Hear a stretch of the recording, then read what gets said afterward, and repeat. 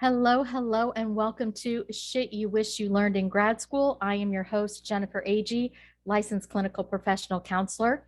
And today we are doing a mini coaching session on right sizing your business.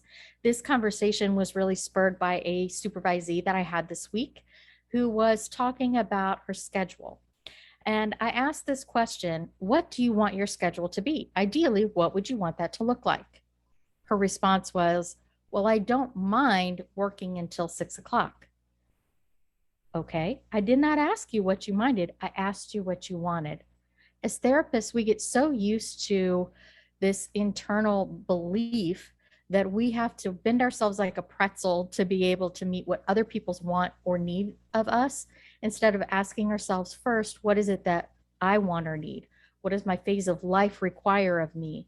What is in alignment with my values, my finances, things of that nature? So I'm going to take you through some steps to start thinking about this.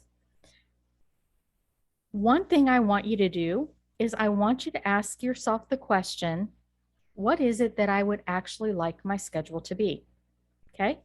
You do not have to apologize to anybody for it. You don't even have to do it, but just be honest with yourself based on your phase of life, your flow of life. Do you have little kids at home that need picked up from school? What's in alignment with your values of balance of life for your finances? What is it that you would like your schedule to look like? I want you to write that down. Okay, good. Now that you have that written down, is that schedule possible? The answer is going to probably be yes. So most of the times we get in our head and we think of all the reasons that something can't happen or shouldn't happen, or I'm going to lose this one client. You know what I found from being a therapist for a really long time? When you tell people your schedule, most of the time they will be able to accommodate what the new schedule is. And if they can't, it's okay to refer out. You don't owe it to anyone to continue to operate in a way that isn't good for your life. That's not good role modeling for your clients either. So ask yourself the question, what is my ideal schedule? How can I work towards making that happen? Maybe you can make it happen in a month with just letting clients know and off to the races we go. Cool. If that's not possible because the majority of your clients, let's say, are in the evening and ideally you'd prefer to be done at 4, can we work towards changing our marketing, our Psychology Today profile, different things like that, so that we start attracting people that can come in more during the day? Yeah, you can absolutely do that. So it might be a slower build to get there, but you can do it. But it starts with you being honest with yourself about what you want and what you need. Write down that ideal schedule. Don't apologize for it. The next thing I want you to do is I want you to write down what you like the most about your job and what you like the least about your job. What gives you energy? What takes your energy? So brainstorm that out. Again, no apologizing, no compromising about it. This is just you being radically honest with yourself. Write that out. Once you have that written out, we're going to take a look at the things that you least like about your job. Are these things we can actually hire other people to do? The scarcity mentality around money often stops us from hiring people when it's actually wise to hire people to do things. So, for example, one of the best things I have ever done for my practice is I hired a virtual assistant. Her name is Sue. She's amazing and I adore her. She has single-handedly helped me like my job 1,000% more. And you know what? She doesn't get paid unless she's working. She works on a bill by the minute basis. So if I'm getting calls and she's taking the calls and scheduling people and doing things like that for myself or my team, I pay her. If she is not doing those things because the calls aren't coming in, there's things that she doesn't need to be doing, she does not receive income from me. She has multiple people she does this for. She has a very good business. All props to Sue because she's amazing. But hiring her, hiring a virtual assistant was one of the best things I did because it allowed me my evenings back. In this career, at the end of the day, we have been with people all day long, and we have been very intentional with our energy and being in that space with people all day long. And that can be exhausting. I'm an extrovert, and even I'm exhausted by that at the end of the day sometimes. Knowing that Sue is behind the scenes answering the phones helps me so much. And it also gives good consistency and growth to my business. In this career, the person who answers the phone typically gets the booking. So if you are only able to answer your phone every 50, 55 minutes, or at the end of the day, you have missed opportunity.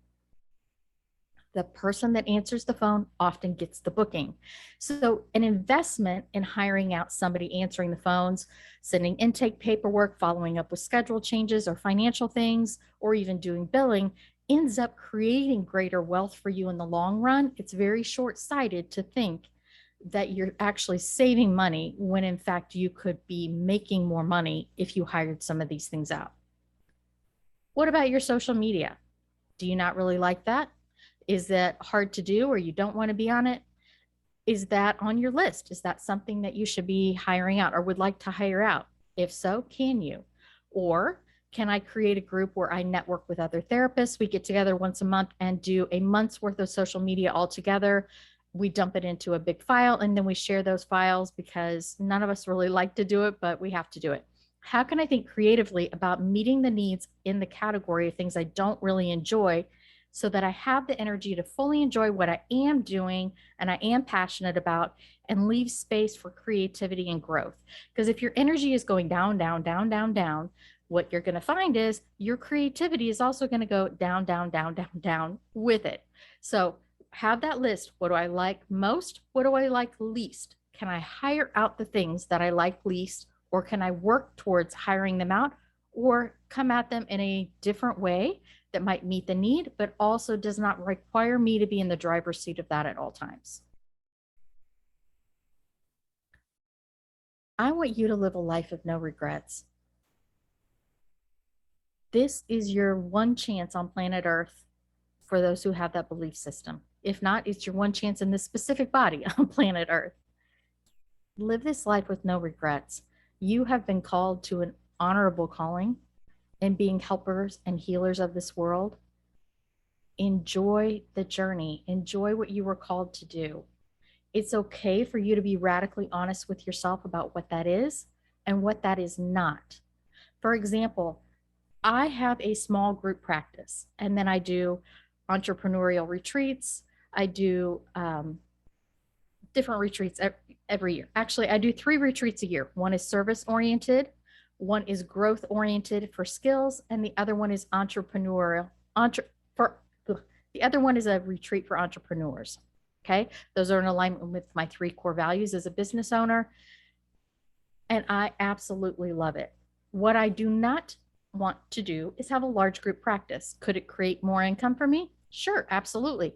People ask all the time if they can come work for me. I have a small group practice. I do not want a big group practice. I was in charge of people for 15 years, large groups, and I'm not at the phase of my life where I really want to be in charge of that many people on an ongoing basis. So it's okay, even though I have a great opportunity to make money, I have a good reputation in my town, and I believe I could get quality candidates that would want to come and work. It's not where I'm at. It's okay to say no to things if it's not the right thing for me at this right time. So being radically honest with yourself, enjoying this life to the fullest. I want you to live your best dang life. Get out there. You can do it. I believe in you. Have a good day, y'all.